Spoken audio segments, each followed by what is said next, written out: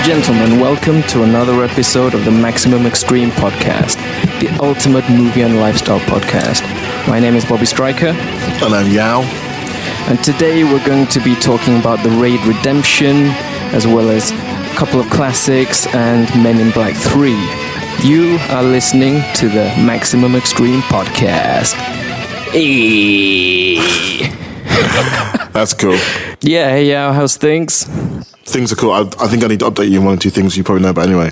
But about today's show, you said Men in Black 3. You didn't tell me about that before we recorded. Yeah, I'm going to talk a bit about Men in Black 3. Oh, I see. Oh, it's going to be Bobby's corner. All right. Shall I just make some tea whilst you do that? That's awesome. But I think our listeners will be happy that you've replaced that paper cup and piece of string for a real microphone this week. Well, I heard the first podcast back, and even though I sounded very odd, I couldn't help but be upset that your voice was like quality. You sounded like you were. I don't know. All I can say is you sound like milk and butter, and I sounded like grated cheese. It's like that's the best comparison I can think of in my head. But so it's the quality of the conversation. I think you had a lot of stuff to bring I wasn't aware of, which I'm still quite amused about. Anyhow, so you just finished watching The Raid. I'm quite impressed. The Raid Redemption. I'm going to enjoy talking about that film with you because I think you probably know about these types of films more than I do. And I think we'll get onto that when we get into the actual film itself. I guess a lot's happened in the past week. I got engaged last week Sunday. Oh yeah, and that's kind of why we're and that's kind of why we're a bit delayed this week. There's a hell of a lot going on in my life at the moment, but I find it's not good to ignore your fiance. So I had to spend loads of time with her, and I just couldn't do the podcast as early as I would have liked to. But you know what it's like, don't you? No, that's pretty cool, dude. I mean, definitely you should. Do the necessary here, because if you mess this one up, I don't think there'll be any others coming along. So, congratulations, man. Moving on. Thank you very much, Bobby. Thank you. You can always count on me, buddy. So, so no, that's pretty cool. It's pretty cool. I'm really happy for you. So, no, seriously, I'm like really, really happy for you. I know, man. Yeah, but as we said last week when we first thought about doing this podcast, it was supposed to be about us two as single guys going through London, doing crazy stuff and talking about just the stuff we did was just so crazy. Like some of the stories I think of, actually we can't talk about, otherwise we'd be arrested or whatever. I don't know. There was a lot of crazy stuff, but there was a lot of mundane stuff in between the craziness. But I think the mundane stuff is actually quite interesting to talk about, how pathetic things were and how low things got. But I'd rather be like. Do you remember our famous night walks? Yeah, I do. Okay, look, let's not do this. We moved on now. People are gonna be like, "What the hell's a night walk?" That sounds really dodgy. Let's forget about it. Our lives are a lot better now. You've got an amazing person you're with, and I've got an amazing person I'm with who I'm going to marry soon.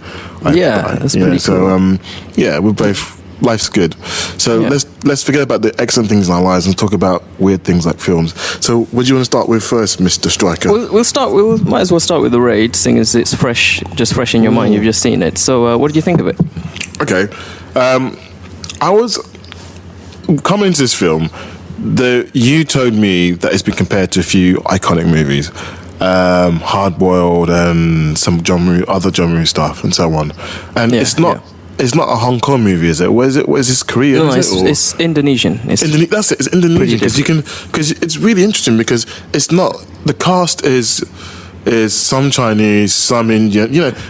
I'm watching it. I didn't realize before watching it was actually Indonesian, and I just looked at the racial profile of the people within the actual movie. I just thought it was interesting how the police and the bad guys were a mixture of, people who did definitely look like they're from the Far East and people who looked like they were from the Asian subcontinent. Do you know what I mean? Well, to be honest, I don't think it is a mix, because you said just then you thought it looked like a mix of different races and cultures. Okay, I think that's just how Indonesian people look, because we have a fair amount of Indonesian people living in Singapore, and they do have this kind of unique look, but it's a bit of a spectrum as well. Yeah, so sometimes they can be difficult to distinguish from other local cultures. Because I assumed it was a Hong Kong movie or Korean movie. That's what I assumed from the get-go. That's why I noticed that change. But actually, as you say, it's Indonesian. It makes a lot of sense. Without spoilers, I I didn't know what to expect coming into this film. It had a high. I tried my best to not have too high hopes for it. But when you say hard boiled and some of the John Muir's good stuff, you've got to have a bit of. I was kind of excited watching it, or about to watch it. And, it starts off, in a certain way, has an interesting setup. But I actually walked out from watching the film, or just now finished watching it, thinking, I really loved that movie. There was so much about it. It was, there were moments where it's quite claustrophobic, very kinetic. The fighting, I thought, was really good.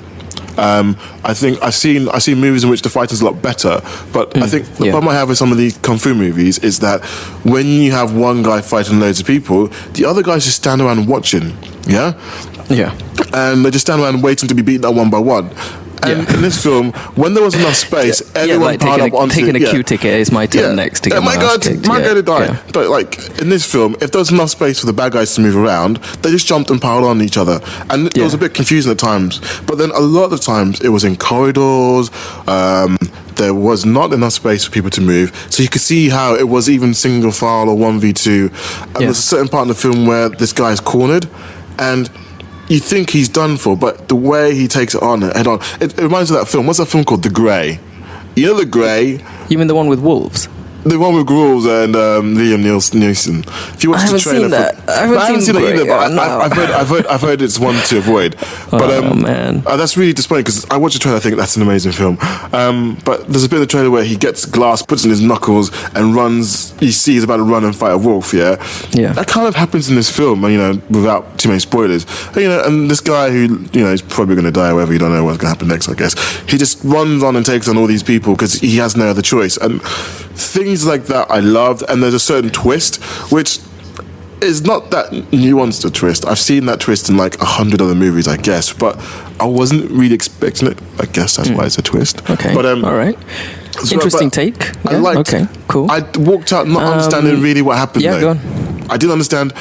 To be honest, after watching the film, I loved the adrenaline. I loved the way people died and the way people got angry and killed people in anger. Especially some of the good guys went crazy. And I loved the way that, it was, there was a interesting kind of premise behind it all, but I didn't understand what happened.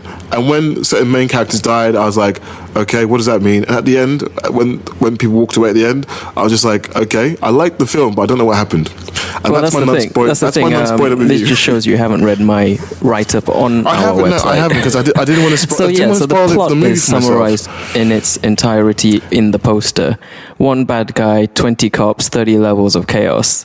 And anything they throw in to try and make the plot a bit more interesting actually is completely meaningless, and if anything detracts from the main spectacle, which is the action, which is it's pretty much at times non-stop, just one fight scene leading to the next, which is its main strength. And like you said, it's not the best fighting ever, or the best choreographed, but it's just, I think, the intensity of it and the way that the whole atmosphere, the way it's filmed and everything, the way it comes together, it just makes it a lot more effective as an action film. I don't know. I mean, I didn't think it lived up to all those comparisons like Hard Boiled and The Killer, and some people are comparing it to like Die Hard and loads of like classics. For me, it will never be at that level, but like I said in my review, the fact that people are even comparing, that says a lot about how good this is. And this is only the second film from this director. Do you think, Bobby, if you were 15 years old now and this is one of the first action movies you could watch, would this blow your mind? If you've never seen any of the other stuff, any of the reference stuff before, would you not think this was an amazing film? How can I possibly answer that? Because I have seen all the other stuff, so it makes it really difficult. I mean, I think I'd be pretty impressed. I mean, if being, I guess, a teenager now, compared to the current crop of action movies coming out, this is like head and shoulders above in terms of, it's just kind of raw edge. But then if you are somehow exposed to like the catalogue of great action movies, then of course it will pale a bit in comparison. But compared to a lot of the stuff that we're seeing these days, that's a fair point. Yeah, it's a good film. It's a good film. It's just the plot is kind of gets in the way at times. I thought the whole twist was... pretty obvious and didn't add anything. Should we not just get into spoilers now for The Raid Redemption? No, I mean, I don't think we need to. It doesn't do... Okay. So your argument is the plot was actually... Really, it didn't add anything to the actual story. So you're better off not even knowing about the plot. Yeah, exactly. Just you don't need to know anything about the plot. It's a decent action film. There's loads of people dying, and there are some scenes. Yeah, like you said, it's quite claustrophobic. But that's also makes it cool. Like it almost feels like a zombie flick at times. You know, they're just hordes of these bad guys are killing. You know, kind of driving into these cops, and that kind of adds to this unrelenting atmosphere, which is pretty cool. It's pretty cool. So my take was it's not the best action movie ever, but it's definitely worth watching and it's definitely worth the price of admission. But yeah, we should probably move on to our next agenda. Yeah? Bad Boys. Well, we're going to be talking a little bit about Will Smith and Men in Black 3, and for me and Yao, one of our fondest movies and works done by Will Smith is the classic Bad Boys. Yeah, it's a brilliant. You know, I don't know, it kind of shaped my late teens. I remember it came out in the UK in '95. I was about 15 years old at the time, and as a group of us went to see it at the cinema, and we were all underage. It was an 18 certificate in the UK, and we didn't have fake IDs or anything. We just thought we'd try and wing it, and we managed to do it. We managed to get in, except for one guy. One guy in my group, he couldn't get in, and we didn't care. We went to see Bad Boys. He went to watch Dumb and Dumber on his own. It was great, but we loved it. Bad Boys. This was for me. This was the first time I'd seen Will Smith outside of Fresh Prince, and I don't know, it was amazing. Everything, the humor, the action, everything about it. And to this day, I still find myself quoting like lines from the movie and everything, and it's just like a real kind of nostalgic experience. So just before doing this podcast last week, I watched both of them like back to back. Bad Boys 1 and 2. All right. Yeah, you shouldn't tell me that, because I watched Bad Boys 1, but I didn't think we were going to talk about Bad Boys 2 as well. It's difficult not to. I mean, but to be fair, I've watched that so many times. Yeah, exactly. Anyway, so Bad Boys. I mean, we could talk. We've spent hours talking about Bad Boys, and even covering the same topics again and again. We never get bored of it, right? No, quite right. Exactly. It's just such a classic movie, and sometimes I even find myself humming that stupid theme tune. Ding, ding, ding, ding, ding, ding. I was really hoping you wouldn't hum that. Okay. I can't help it, man. It's classic. Okay, fine. So my take on Bad Boys is that you're quite right. To me, Will Smith, before watching this film, was the Fresh Prince of Bel-Air.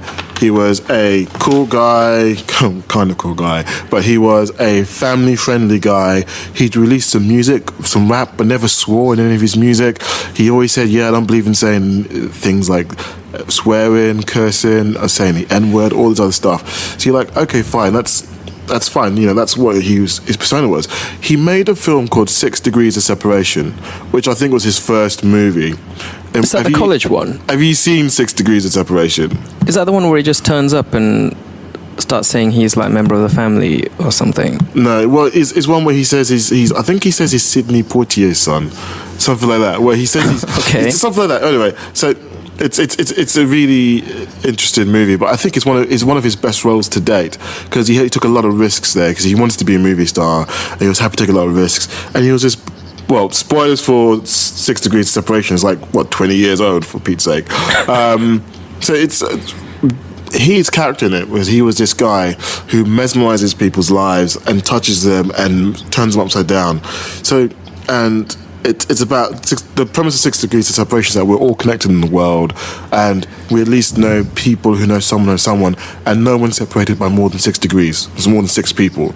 I know you've done it before, because in your IMDb career, you've looked at people and you've got... Thanks to one guy in Anamnesis, right, who's been an extra in every film ever made, so I'm somehow connected to everyone. But you're 3 degrees away from Robert De Niro, is that correct? I know, exactly. It's not even that many, like 2 or 3 degrees away from like, I don't know, Schwarzenegger, Marilyn Monroe, or whoever. We tried so many searches, and it's always like 2 or 3 degrees away. It's crazy. thanks to. So Will Smith in this film was a bisexual character, said one or two controversial things, and mesmerized the whole. I think he was excellent in that role. I found it uncomfortable because as a teenage boy, I didn't understand why the hell they were making him a bit gay. But hey, I thought it was a really good film. As a teenage guy, I don't know why you'd be even watching that kind of stuff. I guess you're into pretty deep and meaningful stuff then. I had sisters, and they're like, you have to watch this. So I watched it, and then I'd be like, what's happening now? Anyway, moving forward now. Watching Bad Boys. From the first scene, there's profanity. He's, and Will Smith is using those words, and you're like, what the hell? And you're like, this is Will Smith. But it's crazy. It just, for me, that totally made me forget he was Will Smith. So I know it's Will Smith when I watched it, but when I watched it for the first time, I believed in those characters. I believe he was Mike Lowry, and the other guy, Martin Lawrence. I believe he was whatever. Yeah, Marcus Burnett. And the dynamics were excellent, from the first scene that lets you know who they are. They're edgy people. You look at them, they just think these two. Okay, spoilers for Bad Boys from this moment on. They're these two guys in the car driving along in this really fancy car. So you must think, are they drug dealers or something or whatever? What's going on? But I knew there were cops coming into it anyway. But like, this is a bit odd, really fancy car. And then, you can tell establishes one straight away has a family life and the other one's a rude boy, whatever. They get stopped by this beautiful woman and then these guys try and break the car. And the way they get out of that situation from being hijacked lets you know that these guys don't play 100% by the book. You think that they hate each other, but their love runs so deep they can read each other's minds and they know each other's plays, and they use that to fight these guys. Saying that is too much. This film is not really that deep at all. It's two guys having fun, breaking some balls, trying to fix. But I think that's it though. It's how much fun they had. It just comes through. You always talk about how so many of the scenes are improvised, right? Yeah. I mean, I've read quite a few times now that Michael Bay. I mean, this was his first action flick, first movie, I think, out of making like MTV videos and stuff, and he hated the script. He hated it with a vengeance, and he just said, "Look, guys, the script is rubbish. Just improv it." And so many of the scenes, so they were just off the cuff, just improvised. You've done the spoiler alert. So scenes like where Tia Leone's character is calling Martin Lawrence gay. The whole scene, his response is all improvised. There's so many scenes like that, and just kind of off the cuff lines, random things, the little snarks here and there that we still remember. It just adds such a flavour to the film. It's great. Bobby, just before we do continue, I'd just like to say that we do have a clean rating, which I'd like us to keep for our podcast. So we can't, even though we're going to do spoilers, we can't say everything that was being said in this film because this film is very explicit. Yeah, there's a lot of profanity. Like my favourite line in the whole film. Big deviation from the norm for Mr. Smith. But I think it works really well. It's a great film. Okay, I'm going to give you a quiz. You think you know Bad Boys, right?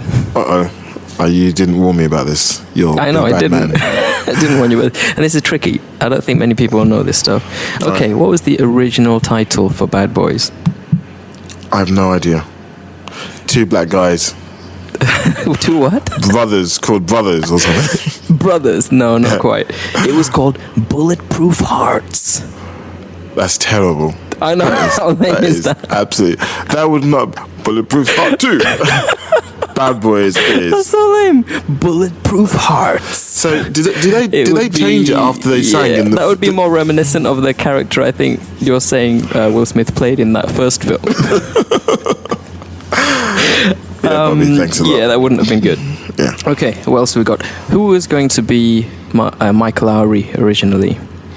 I have no idea. Denzel Washington. No. You might not even know this guy.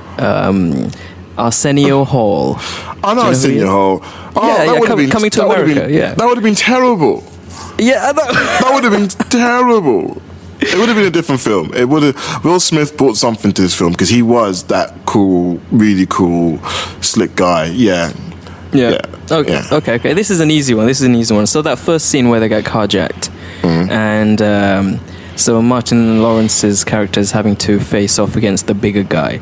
And he was like, yeah, you must be one of those Popeye chicken eating people. Yes. And that's alliteration. Yeah, that's the clean version. yeah. And he unleashes a couple of moves. So who does he say those moves were inspired by?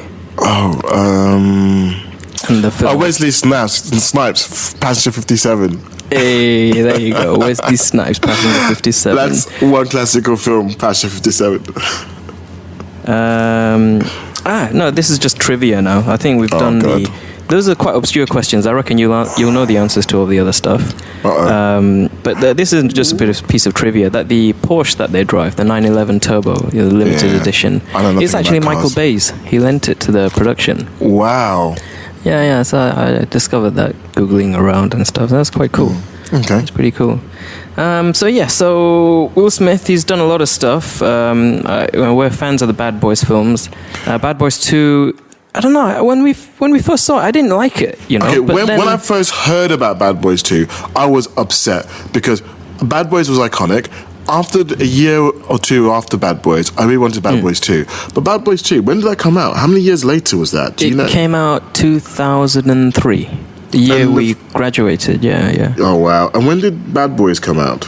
95. Wow. So that's nearly 10 years later. 8 years later, it came out. Yeah. And by that time, I really thought that they couldn't bring it back because Martin Lawrence had a lot of problems. He was all over the news in America, all over the tabloids and stuff with problems, and they said he had mental problems, all this stuff. And Will Smith had moved on. You know, he'd done what has he done since then? He'd done a few. Had he done Independence Day by then? He did. I think he'd done Men in Black and all of that stuff. Yeah, Men in Black, Independence. So he just thought, why he doesn't need to come back to this. He really needed Bad Boys in the first place. But Bad Boys 2, I just thought it was going to be a sellout. Well, to be honest, that's exactly why he did need it. We'll come to that. Continue anyway. Yeah, go ahead. Fine. Okay, so when I watched Bad Boys, I really liked the film. I loved the action in it. There was, crazy scenes of cars being thrown from here. Just shootouts. There's this shootout in the house where the camera goes round and round. You just think, okay, this is really cool. And then it felt like the film was about to end. I was just like, okay, well, that's good. And then the second movie starts at the end of the film. And it just goes ballistic. Okay, and it's like, hey guys, let's take the action down to South America. For part 2 of the film, yeah. Somebody, because I remember watching thinking, I'm not sure how I felt, but after watching it again and again, that was genius, because that made the film for me. That rush, that brotherhood, that feeling, because, they were really at each other's throats in the second one, more than they were in the first one. Yeah, it was a bit strange. At times it felt like that kind of brotherhood, the love that they had in the first film, it was kind of lost. Then the end kind of wraps it up perfectly. No, but how funny is that scene? Because suddenly all these crazy SWAT team guys are like, we don't know what you guys are doing. You look like you're going to do something crazy. We're in. Yeah. It's like, but come on, as a man, that was perfect. It was cool. I'm not doubting that. It was very cool, but it was just an excuse, wasn't it? It's like, hey, time for some action with some tough guys. They just blow crap up. That's what you needed. It was amazing. I loved it. I loved it so much. That the whole bit in Cuba, the whole bit with the Guantanamo Bay, that was absolutely amazing. Yeah, absolutely I love that scene where he's like, what is he saying? He's like, hey, we got to move to Plan B, and Martin Lawrence's character is like, Plan B? What the hell's Plan B? And Will Smith's getting really pissed off. He's like, you're never paying attention, damn it! Plan B, you got to start paying attention. And he starts getting into like a Humvee and driving through the house, and everyone's like, what the hell's Plan B? Like the entire crew is like confused, like, and we missed the part where he's driving the car through the house. There's just so many funny scenes. It's such a, I love it. I think that house, it was donated by a movie fan. I think that's what I read. It was donated by some crazy movie fan who said, you can have this house if you blow it up in a movie for free. And so Bay was like, yeah, give it to me. I'm going to destroy it. And I if think you want someone to blow your stuff up, it's Michael Bay you want. Yeah. Definitely. If you want to blow stuff up, he's the man to call. Yeah, definitely. But yeah, the reason I think he needed to come back to this is because Will Smith was getting so generic in between. I mean, I loved Independence Day. But it was an extension of Fresh Prince of Bel-Air, Will Smith. It was once you'd seen how Will Smith could be kind of less politically correct and be a bit more risque with his character, Mike Lowry in Bad Boys. Then to seeing him return to such a safe character, it was a great film. I loved Independence Day, but then seeing that's all he seemed to be doing. So when the first Men in Black movie came out, I wasn't a huge fan of it actually, even though it did so well. When I watch it now, I actually find it pretty boring. And the second one, it was just worse. The second one was terrible. I liked the first Men in Black movie. Do you like it? I really liked it. I was already getting bored. It was just like Will Smith being Will Smith again. Yeah, well, no, I liked Tommy Lee Jones. I thought he was really good relief from Will Smith, and I was really upset by what they did in Men in Black 2. That didn't exist as far as I'm concerned. But come on, let's look at what he's done. Fresh Prince of Bel-Air, Bad Boys, 6 Degrees of Separation. That was actually a good film. Men in Black, I thought was a good film. Enemy of the State. How can you not love Enemy of the State? Enemy of the State. An excellent film. Brilliant film. One is easily one of his best. I think there's a powerhouse for him, I think, as an acting display. I mean, there's no doubt about it. He can act great. But he often seems to... I guess maybe under studio pressure or whatever, he'll take the safe route, which is to do films where he's himself, because that's what brings in the money, and people love it. Or they did do. Did you ever watch, what's that film, the really bad one, Wild Wild West? Yeah, of course. Okay. I don't want to talk about that film. This is a movie Hollywood studios gone crazy, because that metal robot at the end, the spider robot, that was... This crazy guy thought of that, who wanted that to be in a remake of Superman, where Superman was evil, and he wanted Superman to fight this metal robot. And of course, I think whoever was doing Superman at the time said to him, just get out. And then he was like, okay, so they don't want me for my Superman film. And this producer guy wasn't then involved with Wild Wild West. And he was like, yeah, I'm going to bring my metal spider. And then it was in Wild Wild West and ruined that instead. So... Yeah, I'd kind of blanked out the whole memory of Wild Wild West. I mean, Men in Black, Ali, I've never watched Ali. I haven't seen Ali. Hitch was great. I love Hitch. Hitch is one of my favourite films ever. Hitch. Yeah. iRobot, I love iRobot to death. iRobot's great. Do you like Legend? I Am Legend? Which ending did you see? I saw the ending which he dies at the end. Spoiler. And I just saw on YouTube the other day the ending spoiler, by the way. The ending where he doesn't die at the end. Which there's one where he doesn't die. There's one where he doesn't die. It's unbelievable. Really? Google I Am Legend alternative ending. Okay, and you realize why they never use that ending. It's unbelievably bad. All right. Jeez, I didn't even know. Anyhow, running out of time. Okay, Men in Black 3. I saw it a couple of days ago, and you know what? It's great. It's really good.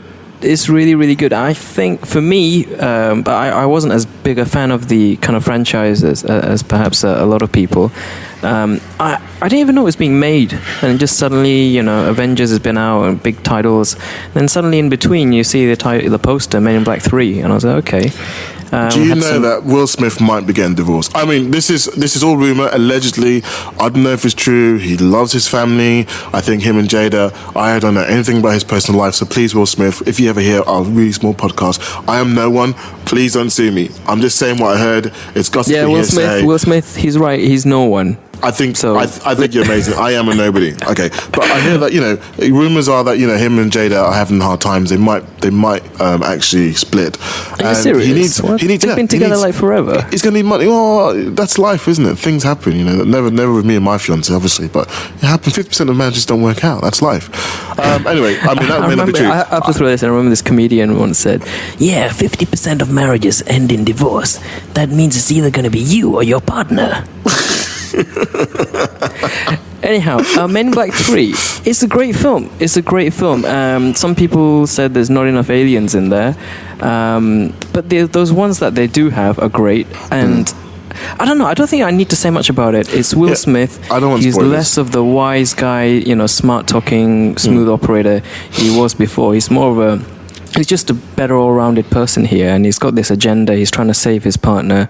That's what it's about, and there's time travel involved. It's very cool, and there's some stuff in it that ties back to pretty much all of the films, and it makes the whole series make sense. And actually, All right.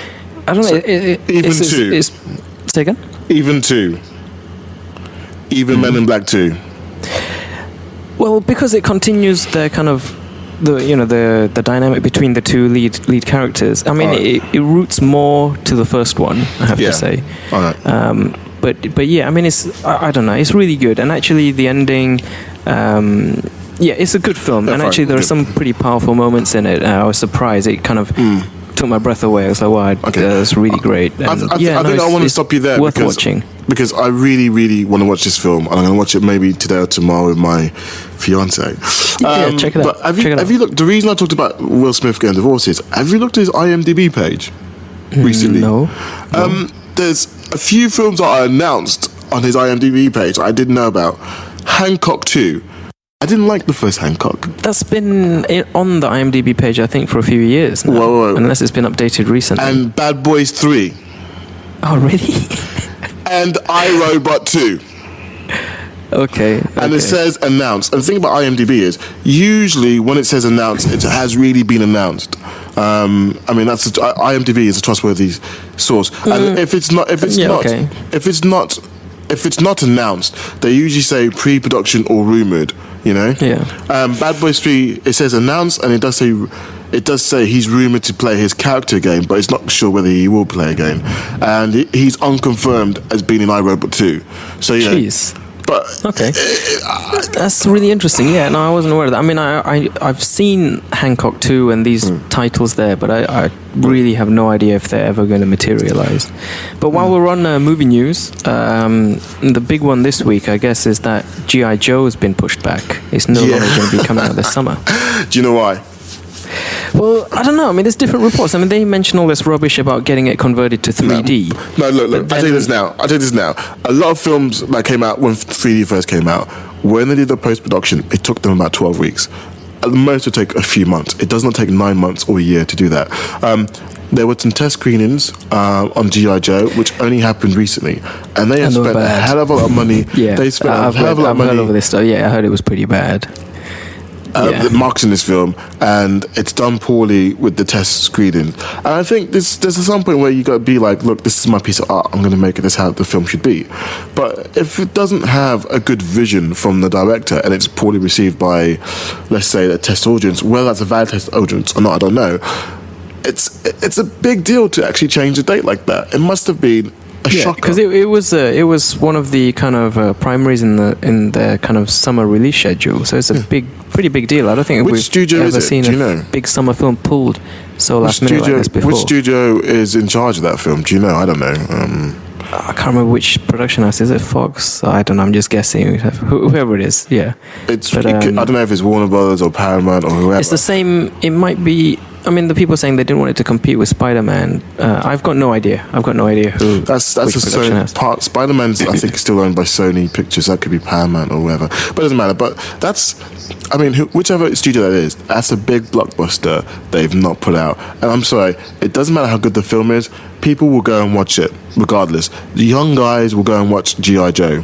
I mean, I don't think they're going to make much more money by revamping it, unless it's so bad that they can never make a sequel from it again. So yeah, I don't know what the deal is. I mean, I think I saw a recent trailer, and it had a lot of The Rock in it, and very little of the what's his name, Tatum Channing or something. Yeah, I think that Channing is his name. Channing. It's got an odd name. I think he is one of the worst actors I've ever seen. I don't think I've ever seen him in a good film. So seeing the emphasis on The Rock was like, oh great, this film has a ray of hope. But then after the film was postponed, some people on the forums were like, hey, yeah, maybe this means there's going to be more of Channing taken, and he's going to be in it more. Yeah, and I'm like thinking, oh great. Yeah, I don't think I know any of his movies. What movies has he been in? I think I've seen movies where he's been in, but I don't think I know any movies that he's like a big part of it. He did some like soldier, like Roman person film. I don't know. He recently did the Jump Street 21 or something. Okay. Do you know what I realize? I realize I just don't care. Yes, I don't care about Channing Tatum. Exactly. We don't care. I just don't care. I'm sorry. I'm very, very sorry. All right, guys. I think that about wraps up this episode. We hope you've enjoyed listening to us. If you've liked what you've heard, please subscribe and like our Facebook page. Bobby, it's Mr. Striker. Before we disappear, you may know this, but I need to know if you know this. Did you know that Will Smith was offered the role of Neo in The Matrix? Yeah, I know. It would have been an all-black cast, and he would have been playing opposite his missus. Yeah, I'm aware of that. I know he was. It was written with him in mind. Wow. To play Neo. Yeah. I think Keanu Reeves is a better job because Keanu Reeves is such a dope head, such a vague, listless person that he played the role in the first movie as this confused guy. Like, is this the real world? Where am I? What do you mean the computers? Yeah, he was probably just asking questions. It wasn't even the script. He probably wasn't even acting yet. But that I don't know where I am. What am I doing? So, that made him perfect for that role. I like that. We've insulted a lot of actors in this episode. So Will Smith's going to be upset about you dishing his marriage. I've just been dishing this Chanum totem guy. Now you're dissing Keanu Reeves. Keanu, man. It was great. If you listen to this, I love you, man. You're awesome. Yeah, man. What's that film he did that was amazing? I can't remember. All right then, guys. Okay, so I'm going to make a move. So it's been good talking, and we'll catch everyone again in about a week's time. Thanks for listening. Take care. Bye. Bye.